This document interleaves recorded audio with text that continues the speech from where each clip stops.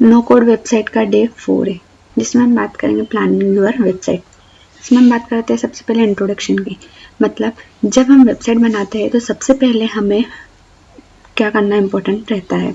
Okay, तो website बनाने से पहले हमें प्लानिंग करना बहुत ही ज़रूरी होता है, जिससे हमें पता रहता है कि हमें किस टाइप्स की वेबसाइट बनाना है और क्या बनाना है। इसकी पूरी प्लानिंग हम पहले से ही बना के रखते हैं, जिससे वेबसाइट बनाते टाइम हमें इजीली हम वेबसाइट क्रिएट कर सकते हैं। ओके, फॉर एग्जांपल जैसे हम कहीं घूमने जाना है हमें, तो हम घूमने जाने से पहले पूरी प्लानिंग करते हैं कि हमें कहाँ घूमने जाना है, कब जाना है और क्यों जाना है घूमने। ऐसी पूरी प्लानिंग पहले से ही हम बना के रखते हैं, फिर हम क्या करते हैं, घूमने जाते हैं। इसी टाइप से हम वेबसाइट बनाने से पहले पूरी उसकी प्लानिंग बना के रखते हैं कि हमें किस टाइप्स की वेबसाइट बनाना है, कैसे बनाना है, किस बेसिस पे बनाना है। इसकी पूरी हम प्लानिंग पहले से ही बना के रखते हैं।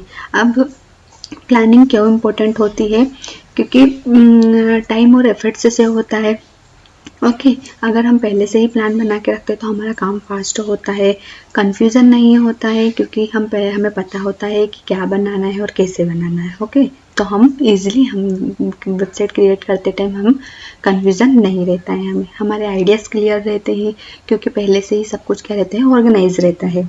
ओके, वेबसाइट प्रोफेशनल लगने लगती है। हम पहले से प्लानिंग करते हैं तो हमें सब कुछ पता होता है कि हाँ हमें ये डिज़ाइन करना है, इसे करना है, इस टाइप से हम वेबसाइट क्रिएट करते जाते हैं। फिर क्योंकि फिर प्रोफेशनल लगने लगती है, रैंडमली नहीं रहती, प्रॉपर स्ट्रक्चर वेबसाइट का बनता है। ओके, अब हम बात करेंगे स्टेप बाय स्टेप से वेबसाइट की प्लानिंग।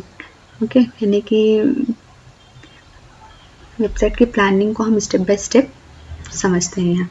सबसे पहले तो है डिफाइन द पर्पस, यानी कि वेबसाइट बनाने से पहले हमें उसका पर्पस डिफाइन करना होता है ना, कि मैंने वेबसाइट क्यों बनाई है, किस लिए बनाई है। ओके, तो इसलिए हमें उसका सबसे पहले पर्पस डिफाइन करना है। फॉर एग्जांपल पोर्टफोलियो तो अपने प्रोजेक्ट्स दिखाने के लिए। ओके, बिजनेसेस से रिलेटेड अगर हम वेबसाइट बना रहे हैं तो प्रोडक्ट्स सेल करने के लिए। ब्लॉग वेबसाइट बना रहे हैं तो अपने नॉलेज को शेयर करने के लिए। ओके, इस टाइप से हमें पहले उसका क्या करना पड़ता है, पर्पस डिफाइन करना पड़ता है।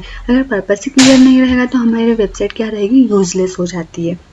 इसलिए हमें उसका क्या करना पड़ता है, पर्पस डिफाइन करना होता है। आइडेंटिफाई योर ऑडियंस, अब हमें क्या है, हमारे ऑडियंस को आइडेंटिफाई करना रहता है कि तुम्हारी वेबसाइट कौन यूज़ करेगा। फॉर एग्जांपल स्टूडेंट है, कस्टमर, टीचर या फ्रेंड। ओके, डिज़ाइन और कंटेंट ऑडियंस के अकॉर्डिंग चेंज होता रहता है। अब जिस टाइप की वेबसाइट बना रहे हो उस टाइप से उसका क्या रहेगा, डिज़ाइन और कंटेंट ऑडियंस पर डिपेंड करता है। ओके, फिर हम आइडेंटिफाई कर लेते हैं ऑडियंस को। फिर हम क्या करते हैं, वेबसाइट का टाइप चूज़ करते हैं कि हमारी वेबसाइट किस टाइप से है। मतलब कि ब्लॉग वेबसाइट है तो आर्टिकल लिखने के लिए, पोर्टफोलियो तो स्किल शो करने के लिए है, ई कॉमर्स है तो ऑनलाइन सेलिंग के लिए है, फिर एजुकेशनल है तो टीचिंग एंड लर्निंग के पर्पज़ के लिए है। ओके, अगर आप गलत वेबसाइट का टाइप चूज़ करेंगे तो वेबसाइट का स्ट्रक्चर गलत हो जाएगा। इसलिए हमें केयरफुली क्या करना रहता है, वेबसाइट का टाइप चूज़ करना रहता है। प्लान योर पेजेस, अब हम वेबसाइट बनाते हैं तो उस वेबसाइट में बेसिकली कौन कौन से पेजेस इंक्लूड रहते हैं। फर्स्ट है तो home page, about page, service, project, contact. ये तो हर वेबसाइट में कॉमन पेजेस हैं, ये हर एक वेबसाइट में आपको मिलेंगे। होम पेज क्यों रहता है, इंट्रोडक्शन के लिए, हम इंट्रोडक्शन डिफाइन करते हैं उसमें। अबाउट पेज रहता है इन्फॉर्मेशन अबाउट यू, अपने बारे में इन्फॉर्मेशन देने के लिए। ओके, सर्विसेज क्या करती है, व्हाट यू ऑफर, यानी कि तुम क्या ऑफर करते हो उसके लिए। Contact page, how people reach you, मतलब कि तुमसे लोग कैसे कनेक्ट है। अगर आप कॉन्टेक्ट पेज ही नहीं उसमें डालोगे तो आपसे लोग कैसे कनेक्ट होंगे और आपसे कम्युनिकेशन कैसे होगा। ओके, इसलिए कॉन्टेक्ट पेज भी ऐड करना रहता है। प्लान योर कंटेंट, अब आप ये डिसाइड करते हैं कि हम वेबसाइट में क्या कंटेंट ऐड करें, जैसे text, information, okay, images, photos, graphics, videos. अगर आपकी वेबसाइट में ऐसा लगता है कि हाँ वीडियो डालना इम्पोर्टेंट है तो आप वीडियो भी ऐड कर सकते हैं। ओके, कंटेंट ही वेबसाइट का मेन पार्ट होता है, क्योंकि जितना अच्छा कंटेंट, इमेजेस, वीडियोस रहेगी उतनी आपकी वेबसाइट की होगी अट्रैक्टिव रहेगी। Create a basic layout, okay, अब क्या है, ये रफ स्केच होता है, मतलब कि तुम ये डिसाइड करते हो कि इसमें लोगो कहाँ पर रेड करना है, टेक्स्ट कहाँ पे होगा, इमेजेस कहाँ होंगे, वीडियोस कहाँ होगा। ओके, ये सब आप क्या करते हैं, क्रिएट करते हैं। आपका फ़ॉन्ट साइज, लोगो, सॉरी, फ़ॉन्ट साइज वगैरह, कलर, थीम, ये सब आप क्या करते हैं, इसमें बेसिक लेआउट्स डिज़ाइन करते हैं। ये एक वायर फ्रेम होता है, वायर फ्रेम भी हम इसे कर सकते हैं, बेसिक आइडिया होता है ये। ओके, इस टाइप से। फिर हम बात करते हैं रियल लाइफ एग्जांपल की, मतलब कि जैसे मान लीजिए हमने एक स्टूडेंट पोर्टफोलियो वेबसाइट को क्रिएट किया है, तो उसमें आप क्या करते हैं, सबसे पहले उसका पर्पस डिफाइन करेंगे कि आप किस पर्पस के लिए बना रहे हो वो, तो शो योर स्किल्स, आप स्किल्स अपनी शो करेंगे उसमें। ऑडियंस, उसकी ऑडियंस कौन रहेगी, टीचर रहेगा और फ्रेंड रहेगा। ओके, मतलब कि टीचर और फ्रेंड्स वगैरह, और ये आपकी उस वेबसाइट को देख सकते हैं। उसमें कौन कौन से पेजेस इंक्लूड रहते हैं, home page, about me, my project, contact. Okay, ये पेजेस आप इंक्लूड कर सकते हैं। अब कुछ problem statement with the solution, मतलब कि वेबसाइट क्रिएट करते टाइम कौन कौन से प्रॉब्लम्स हो सकती है, वो प्रॉब्लम्स यहाँ पे डिफाइन है विद द सॉल्यूशन।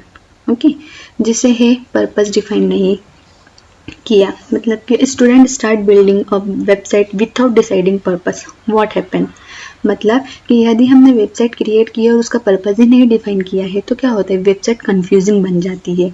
ओके, मतलब कि हमें बहुत कंफ्यूजन होता है कि हम क्या कर रहे हैं और किस पर्पस के लिए बना रहे हैं और किस टाइप से है। तो इसलिए सबसे पहले हमें क्या करना पड़ता है, उसका पर्पस डिफाइन करना होता है, जिससे हमें कंफ्यूजन नहीं होता है।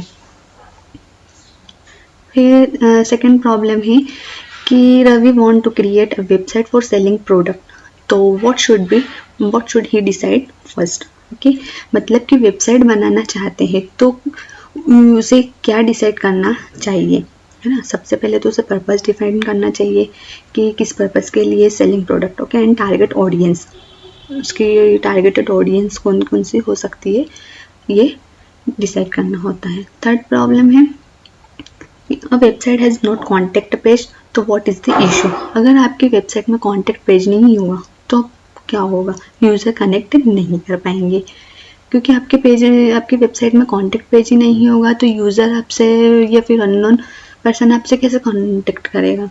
ओके, इसलिए आपको पूरे कॉन्टेक्ट पेज में पूरे आपके कॉन्टेक्ट हिस्ट्री डिफाइन करना होता है, जिससे आपसे क्या कर सकते, दूसरे लोग आपसे कनेक्ट हो सके, आपसे कम्युनिकेट कर सके और भी नॉलेज आपसे ले सके वेबसाइट्स के बारे में। Okay, thank you for this watching video.